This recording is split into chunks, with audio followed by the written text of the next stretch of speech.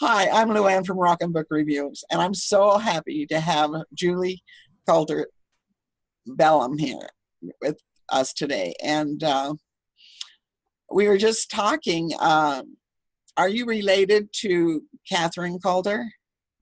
I am not related to Catherine Coulter, but I do have a claim to fame. My grandmother was Thelma Chalafu, and she was the very first female Aboriginal senator in the federal government of Canada. And she fought really hard for women's rights and First Nation rights. And I just admire her, and I'm proud to be related to her. That is amazing. What years were that? Was That was she? she was a senator for 7 years in the early 2000s. So she just recently passed Wow, away. So it's dear to my heart. that is amazing. That's a good claim. I think so. Share with us a little bit about your childhood, where you grew up, and favorite pets and siblings and so forth. I am from Canada, from Alberta, and I have one brother and two sisters. I'm the oldest. My brother and I are only 15 months apart, so we did pretty much everything together. We were always outside riding bikes, building forts, making up clubs, and we were really into sports. He was really into hockey. I was really into volleyball and basketball and softball. So it was just a regular childhood, and Sounds like a fun childhood. it was a fun childhood. I came to college to BYU when I was 17, and I don't get home as much as I'd like to anymore, that's for sure. But my mom sends me care packages of all my favorite Canadian foods, so the homesickness isn't too bad. It's good to have a good, thoughtful mother. That's right, and nothing beats that. Okay, you were almost the winner of a writing contest when you were very young. Tell us about it. Well, in second grade, they had us write essays. It was an essay contest about our favorite animals. And I picked the cow because cows give us milk, and some people think cows are sacred. But the best part was they have such beautiful eyes. And I wrote my essay, and I won second place. So I've got $10 whole. And back then, that seemed like a fortune. Oh, yes, absolutely. Yeah, to a little second grader. So that was a good beginning. It was a really good beginning. I had a teacher that was just so encouraging, and teachers can make such a difference for children. They really can. I believe that. I hated history most of my life. And I mean, I liked history, but I didn't like history classes. Right. And then I had a world history teacher that was amazing. And ever since that day, I just love everything about history. Yeah. And so I agree. So is that where you got your inspiration to write? I got a lot of encouragement to write from my teachers, but I always loved English. I loved Shakespeare. I loved Jane Austen. I loved everything about the English language. And it was just kind of what felt like home to me. So, did your mother read a lot to you when you were little?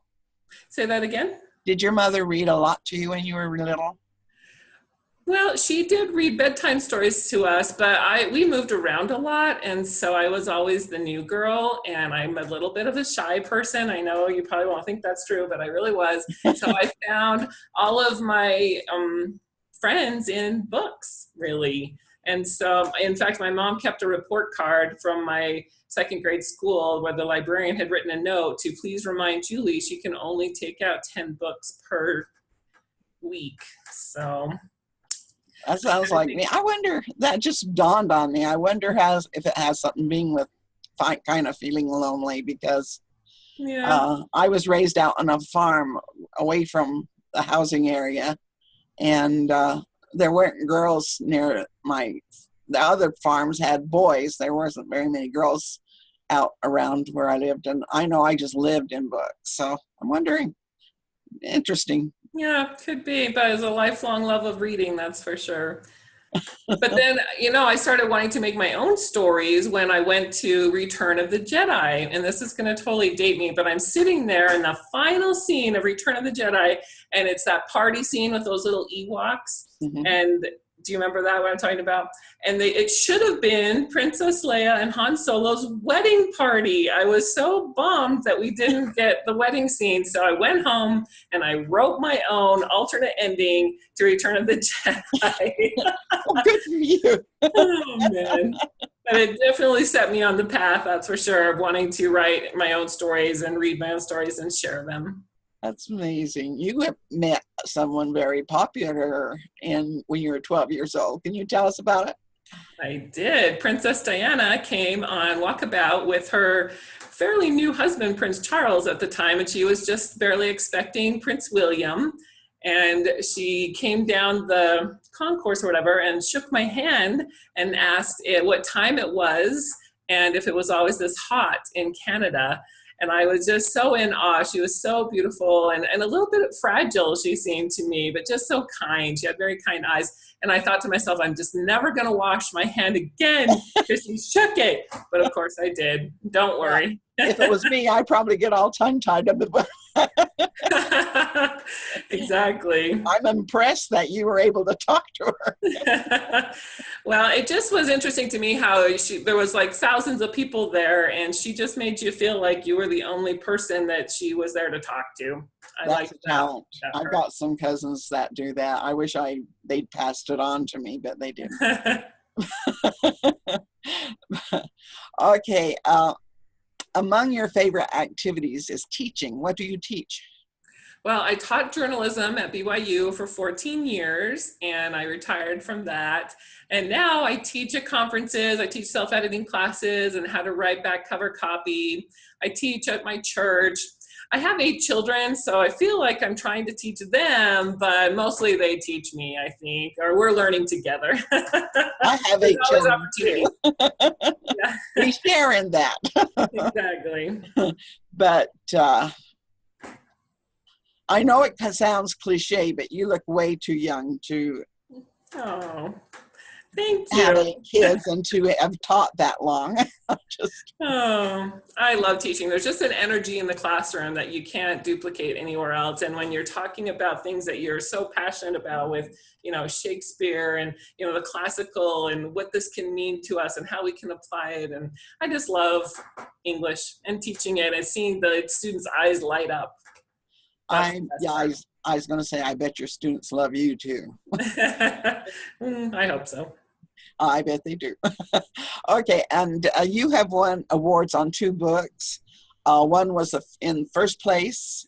And where do you get the right inspiration to write those books? Well, with my romantic suspense books, there are a lot of military and law enforcement in them. So I've made friends that help me keep those authentic. When my book was set in Iraq, I had a corporal in his unit that were answering questions for me because obviously I couldn't travel there. But their job was security for the convoys. And so they would come home after their tour was done and just answer my questions. I was so grateful for that. Wow. But while we were talking, they told me how much they missed candy like Skittles and how much they wish that they weren't forgotten. And it just stuck with me. So at all my book signings, I started a thing called Skittles for Soldiers, and I collected food and hygiene items for them. And we ended up getting over 900 pounds to send to our soldiers overseas. And I just wanted them to know that they aren't forgotten. And there are people here that care. And, how long ago was that? That was when my book, All's Fair, came out. So it's been about 10 years now, but I've just carried that through. The military has such a special place in my heart for everything they do. And, and they a lot of times go without recognition. I think we need to do things like that more often. That's very admirable. I'm just glad you did outside of ourselves. Yeah. They sacrifice a lot. They really do. So I know, I see a lot of those soldiers out in Afghanistan and so forth. And I thought the desert climate and that it's got to get depressing. Well, the biggest thing is the water tastes terrible, so they love it when you send things like Crystal Light and all those little drink mix-ins to try and make it taste a little bit better. My book that's up for a Whitney Award is called The Capture, and it was about PTSD and some of the things that they suffer, and I really wanted to keep it authentic, and I'm just so grateful to all the people who helped me keep it authentic. And I've got to read that one. I thought I've read most of yours, but I have missed that one. My 20th one just came out today. It's 20th? Oh, I've missed more than one. My brand new romantic historical romance just came out today, A Highlander's Hidden Heart. So. Oh, how exciting. Yeah, today's release day. So, well, I'll be looking forward to reading that. Thanks. So, okay, and so, Will, and you recently released Love's Journey. Love's Journey Home, that's right. I had it here, but I've misplaced it. Yeah. But I love that. Does it have a sequel? There is one. It's a trilogy. So there's the first one, the second one's Love's Journey Home. What was the first one? Love's Journey Home. Love's Broken Road. Oh, Love's Broken Road is the first one. Right. Love's Journey Home is the second, and Love Lights the Way is the third. Oh, I forgot that. You did have, I read that first one. I forgot all about that one. Yeah. So there is going to be a third. It'll be Carissa's story. And I'm excited to tell it because she's had a rough time in both of the first two books. Mm-hmm. So I'm excited to tell her story. I'm not sure when the release date will be on that. I think it'll be this fall. I was going to ask, when would it be? Yeah. Okay, so in between you have this other one. Tell us about the Highland. Well, A Highlander's Hidden Heart is about a Scottish man who has inherited a title, and he has to come to England, and he meets this duke's daughter, and they connect, but her father has already given someone else permission to court her, and so there's all these little intrigue things going on. There's a companion novella to it that comes out June 1st, so I'm excited about just dipping my toe in the historical romance field and seeing, because I've done suspense for so long. It's fun to try something. Who doesn't like a Highlander movie or book or whatever? I know, right? My mom's ancestors are Campbells from Scotland, so a little shout out to my own people, I guess.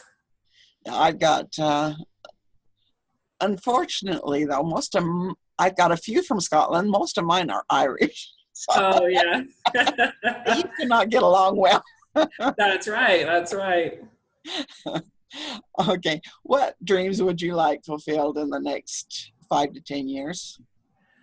Oh, I think, and this is probably going to sound so silly, but I would love to go to Hawaii with my husband and my kids. I think that would be so fun. Just because I've never been. I've always wanted to go.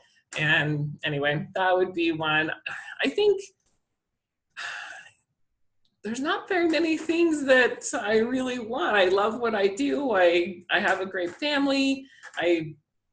In 5 to 10 years, in 10 years, my youngest will be graduating high school. So we'll be getting ready for empty nest, maybe more dreams will come then. But I've pretty much accomplished all of the ones that I've had. And that is so rare. You are so fortunate. Oh, thanks. I mean, I have an amazing husband who really is he's my teammate, my support. He makes all my dreams come true. So that is awesome. My Prince Charming. That is so awesome. Okay, is there any final comment you'd like to make before we close? I just appreciate you as a reader and all you do to help us get the word out about our books. And, you're just such a sweet lady, and I'm so glad to know you, and I appreciate you interviewing me. That was awesome.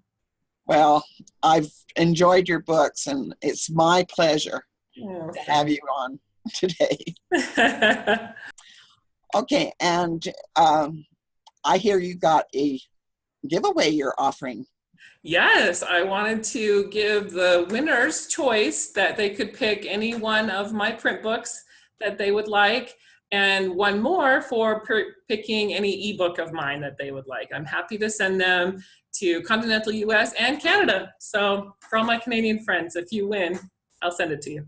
Oh, that's amazing. So, and you've got 20 books? I have 20 books to choose from. And they can pick any one of them. They can pick any one of them.